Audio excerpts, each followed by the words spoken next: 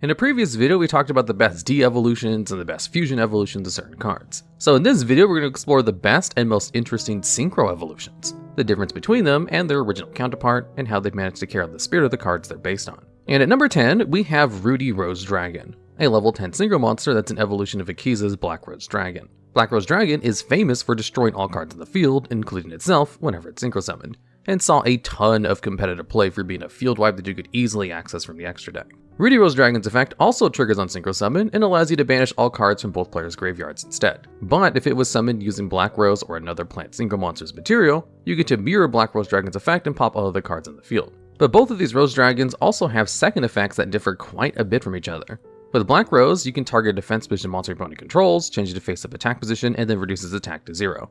Ruddy Rose Dragon's effect, however, might sound familiar, because whenever your opponent activates a card or effect that would destroy a card or cards on the field, you can activate Ruddy Rose's quick effect to tribute itself and negate the activation of that card, and then you can special out the original Black Rose Dragon from your extra deck or graveyard. Fans of 5Ds might have realized this effect is very similar to Stardust Dragon, and for good reason too, since Ruddy Rose Dragon is meant to symbolize Qixi's growth after meeting and befriended Yusei, with the evolved form of Ruddy Rose having had learned a lot from Stardust Dragon, just as Qixing learned a lot from Yusei. Although it's Ruddy Rose's first effect that carries the spirit of Black Rose with it, and does so in a very interesting way. With the effect of Black Rose, you're wiping both players' on-field resources, including Black Rose itself, meaning that both players are left with nothing and have to build up their boards again. This made Black Rose an effective staple during the 5Ds era, as it meant that any deck that could make a level 7 Synchro had an easy accessible dark hole for all cards that could punish your opponent for overextending. Ruddy Rose hasn't quite reached the same staple status as Black Rose, but it's just as effective at wiping away your opponent's resources. But instead of its default effect of wiping away the entire field, it clears away both players' graveyards instead. This is a really useful effect against graveyard-focused strategies and is exactly why Ruddy Rose saw play in decks like Swordsoul that could easily make level 10 Synchros, as it allowed you to clear away your opponent's graveyard resources, which was especially important in formats that involve the likes of Drytron, DPE, and the Ishizu Cephalors. Now, the effect of wiping the field was never really used competitively, but it is at least a nice little bonus that incentivizes you to play Black Rose Dragon in the modern era. And if you do manage to summon Ruddy Rose's Black Rose, its effect is just straight up an upgrade, as you're wiping away both graveyards, both fields, and you get to actually keep your Ruddy Rose Dragon. Overall, Ruddy Rose Dragon is a very cute evolution of the original Black Rose Dragon, and has a ton of symbolism behind both its effects that allow it to see play in a similar but unique way to Black Rose Dragon, while also making it worth it to play the original, and while it's not the strongest evolution on this list, it's definitely one of the coolest. Blazing into number 9, we have Masterflare Hyperion, a modern take on Master Hyperion, the original boss monster of the Agent strategy, which revolved around the use of powerful light and fairy playmakers that all got bonus effects by playing the Sanctuary in the sky. However, back then, the deck never actually played Sanctuary and instead positioned itself as a meta contender due to the strength of Master Hyperion, which was basically a Dark Arm Dragon for the archetype, that had a soft once per turn pop that you could use by banishing a light fairy monster from your graveyard. And just like Dark Arm Dragon, the original Master Hyperion was fairly easy to summon, since all you had to do was banish any The Agent monster from your hand, field, or graveyard. Masterflare Hyperion is a bit more difficult to summon as it's a level 10 Synchro monster that requires a tuner and a non-tuner fairy monster. But its effects are worth it, and are a really neat way of giving Master Hyperion's removal a modern twist. Because Masterflare's removal effect is actually a quick effect that can be used by banishing any fairy monster from your hand or graveyard for cost whenever your opponent activates any card or effect. And instead of allowing you to destroy a card in the field, Masterflare instead lets you banish it. And that's not all. Because Masterflare also comes with a bonus effect that allows you to foolish any monster that mentions a segment of the sky from your hand deck or extra deck. And then, until the end phase, Masterflare's name is treated as that monster's, and also it gains that monster's original effects.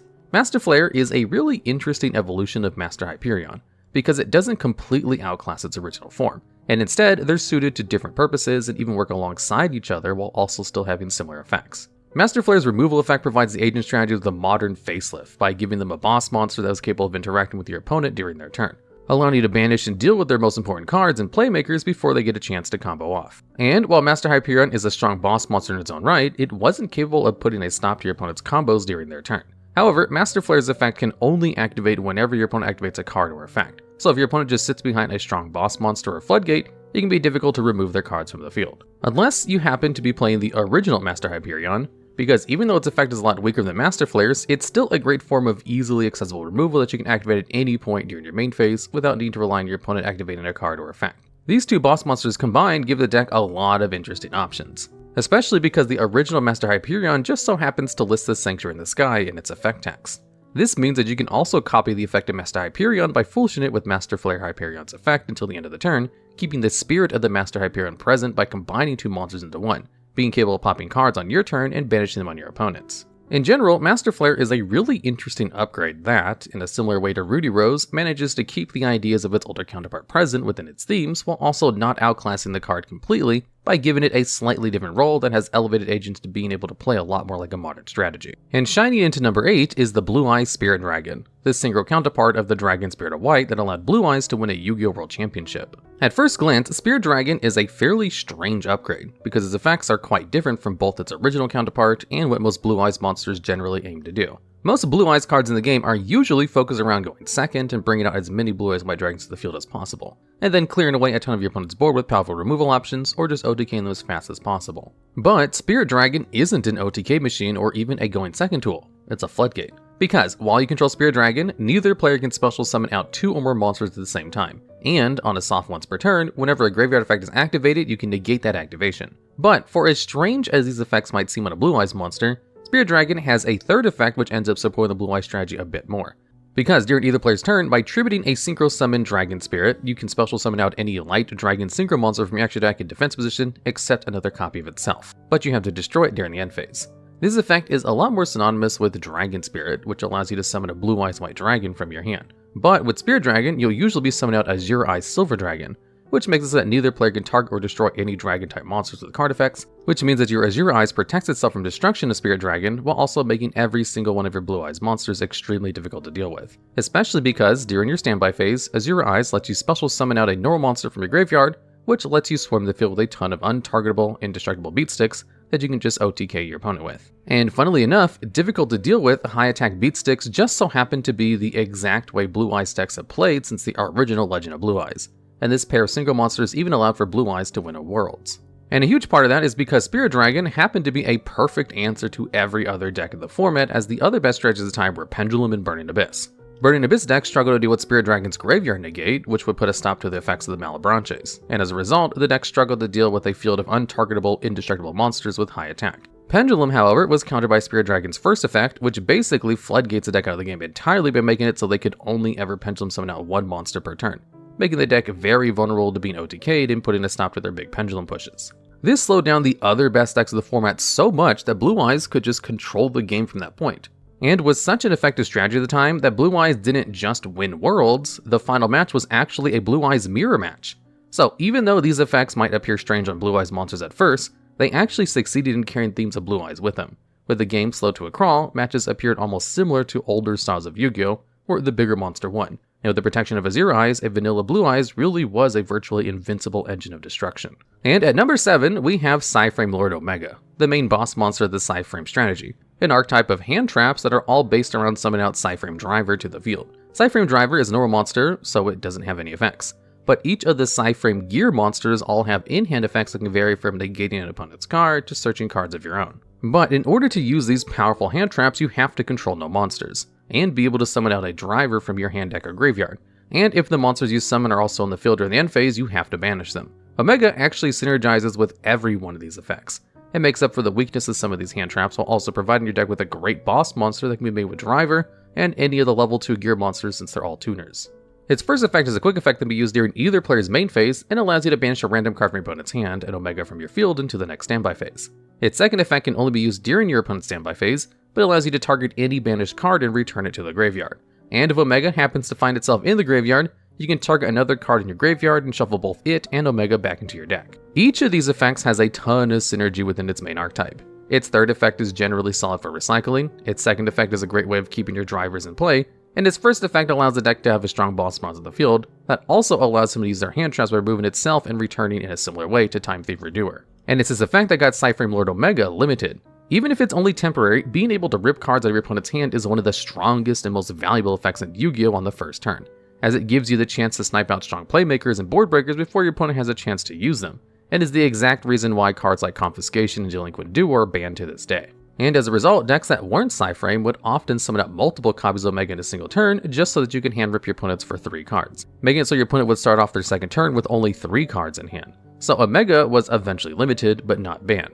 And while it's still a great generic synchro, it's definitely a lot weaker when you can only rip 1 card rather than 3. Overall, Omega is a really neat upgrade for the Psy-Frame strategy, and one that has carried the themes of the deck through to other archetypes that are in need of strong level 8 synchros. So much so that Omega still sees generic play to this day for its hand rip, banish recursion, and even for its graveyard effect when used alongside Dogmatic of Punishment. And cut in number 6, we have Swordsoul Sinister Sovereign Qixing Longyuan, the level 10 synchro boss monster of the Swordsoul archetype, and the evil evolution of Swordsoul strategist Longyuan after he betrayed the other Swordsoul monsters in the Albaz lore. The old Longyuan has 2 effects. Its effect is to summon itself in a level 4 token, which is reminiscent of all Swordsoul monsters.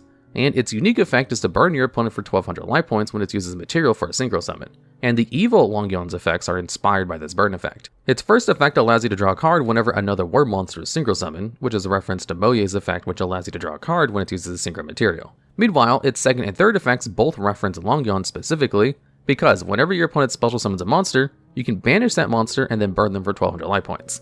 And whenever your opponent activates a spell or trap card or effect, you can banish that card and then again burn them for another 1200. These effects are incredibly useful ways of interacting with your opponent during their turn that can deal with both your opponent's monsters and their spell and trap cards, and is especially effective against field spells and continuous spells and traps.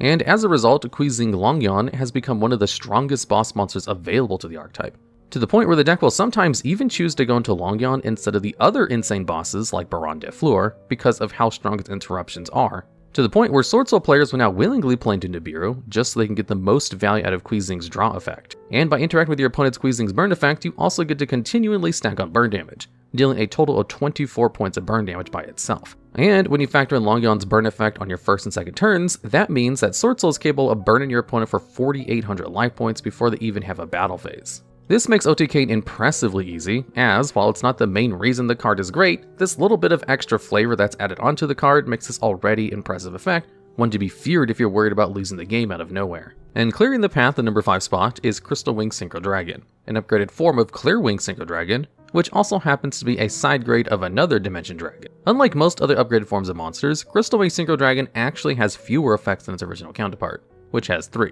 You see, in the Arc 5 anime, all of the Dimension Dragon's effects are based around countering level 5 or higher monsters. But in the OCG, TCG, and Master Duel, Starving Venom and Clear Wing are the only ones to continue to carry on this theme, while Odd Eyes and Dark Rebellion's effects apply to every monster. In the case of Clear Wing, its first effect is a negate and a destroy, but only when another level 5 or higher monster that's on the field activates its effects. So, while it's great for dealing with your opponent's boss monsters, it can't do anything when your opponent activates a Nibiru in hand. Meanwhile, its second effect allows you to negate and destroy any card that targets a level 5 or higher monster, giving itself some protection that can also be used as an interruption in niche circumstances. And its third effect makes it so that if it happens to destroy a monster with either of its first effects, it can gain the attack of that destroyed monster. Crystal Wing is a lot harder to access than its original counterpart, as instead of requiring any tuner and a non-tuner, it's a level 8 that needs a tuner and a non-synchro tuner monster to go into.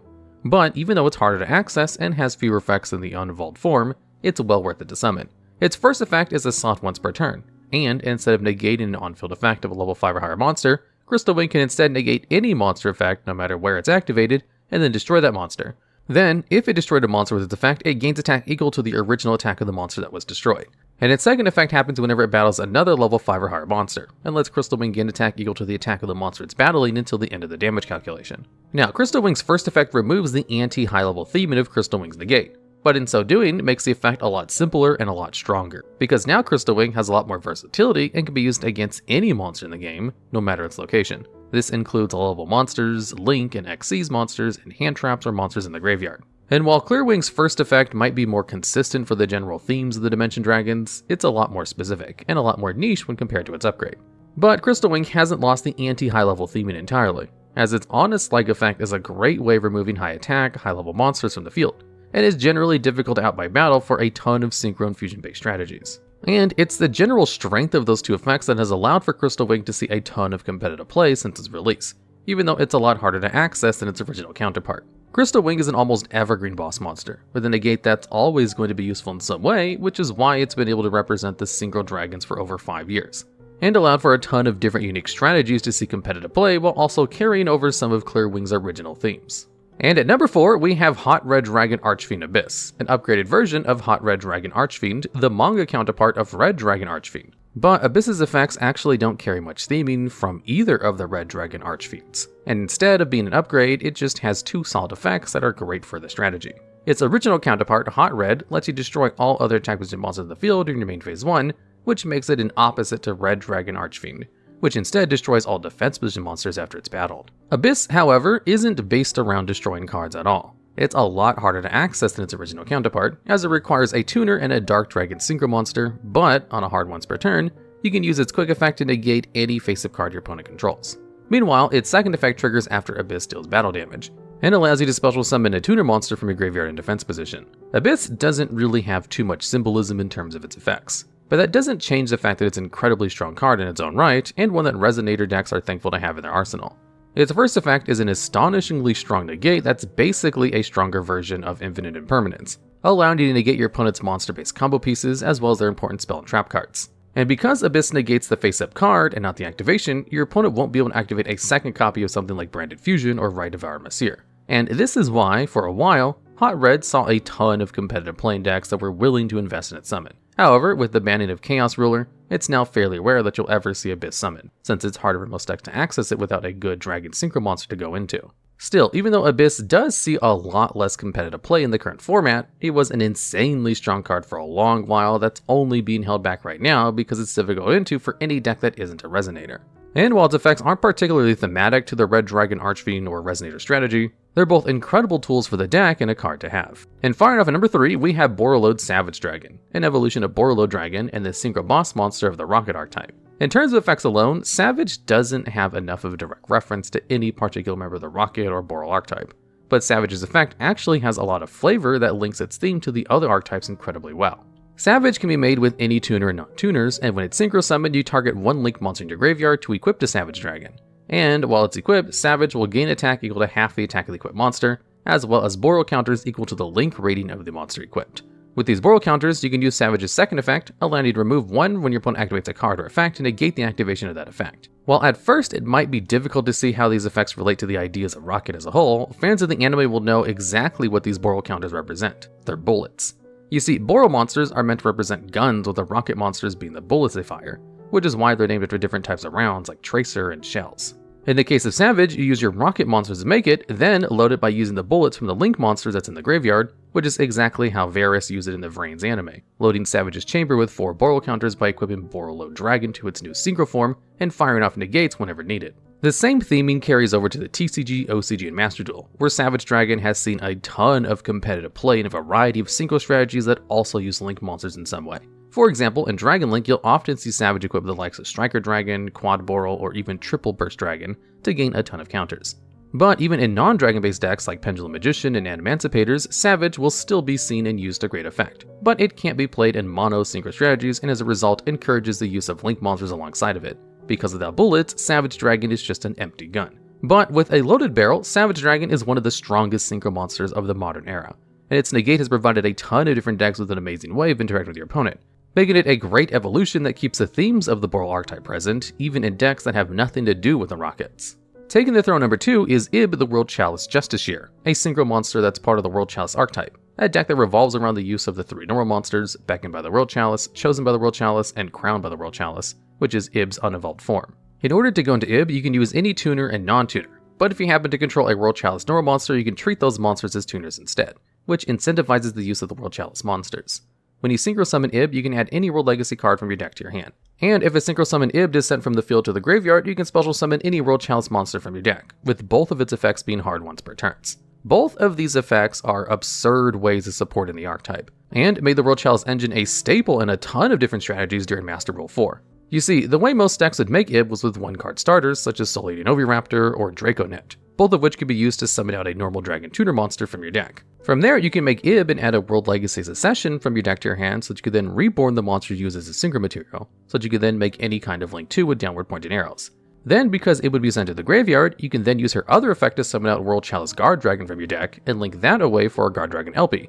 Then use the effect of World Chalice Guard Dragon to summon back the normal monster from your graveyard and summon out Pitsy and then pop off from there. Essentially, this made it so that a single card represented a ton of bodies. That even during Master Rule 4 made it ban-worthy, as it wasn't just World Chalice decks that were taking advantage of Ib. Dinosaur, Orcus, and Dragon Link were all incorporating some kind of normal monster-based engine in order to summon it. What normal monsters you played often depended on the engine and the level of the monsters you'd use to summon it. With Oviraptor, you would send Carminodon to the graveyard to summon out a Flamevale Guard from your deck to synchro a level 1 dragon with a level 4 dinosaur. Or for a more simple option, you can normal summon out the level 3 Draco Cadet to special summon out a level 2 Galaxy Serpent Tuner from your deck, and then go into Ib and then combo off from there. In a way, it's really fascinating how the gimmick of World Chalice was still carried on by Ib, even in other strategies. Because even though its archetypal normal monsters didn't see much play because of it, it still allowed for a few normal monsters to be competitively relevant for how strong it was. And this strength caused Ib to be banned towards the end of Master Rule 4, where it remains to this day, as in Master Rule 5, it would be even more overpowered. And leading the charge at number 1 is Baronne De Fleur, the evolved form of Masterflare De Fleur, who is now riding on the white steed of the Floral Knights. The original Chevalier was very hard to access, as it required Fleur Synchro and a non-tuner to go into, and its effect was pretty lackluster, allowing you to negate and destroy an opponent's spell or trap card, but only during your turn. Baronne De Fleur, on the other hand, is a lot easier to summon, since it's actually generic and can be made with any tuner or non-tuner combo that reaches level 10, and its effects are way stronger than its original counterpart as well. Because instead of just being a spell trap negate, Baronne De Fleur is a one-time Omni negate while it's face up on the field, allowing you to negate and destroy any card or effect during either player's turn. And that's not all, because it also comes with a pop effect that lets you destroy any card in the field, and even a reborn during the standby phase if you return it to the extra deck. This is quite the evolution from Chevalier, and while both do technically have negates, Baronne De Fleur is just a complete upgrade from Chevalier's negate, allowing you to use it during your turn to stop your opponent's interruption, and during your opponent's turn to put a stop to their playmakers. This negate alone has made Baronne De Fleur one of the most important synchro monsters in the game, reaching staple status in the extra deck of just about every synchro deck. But that's not where the strength of Baronne ends, because another big reason why it's so strong is its effect to pop any card in the field. This effect is actually quite thematic for the Fleur series, which have a few cards based around popping your own cards so you can trigger the effects of cards like Necro Fleur. And funnily enough, Baronne being able to pop your own cards is actually a big reason as to why this effect is so good outside of the Fleur series. Because while being able to pop your opponent's cards is always a good way to remove potential threats, being able to destroy cards you control also makes Baronne a combo piece, since you can use it to pop cards like Yazi in order to get access to their powerful on-destruction effects, which makes Baronne an incredibly versatile card. While Baronne is one of the newest cards on this list, there's no doubt that its effects, while simple, are incredibly powerful. And even in being so strong, it manages to carry the themes of ideas of its home archetypes into a ton of different strategies. And for as long as it's legal, Baronne is going to be one of the strongest synchro monsters in the game. Alright, and that's the list. Do you know of any other synchro evolutions you may have missed, or have any ideas for future videos just like this one? If so, please let us know down in the comments below.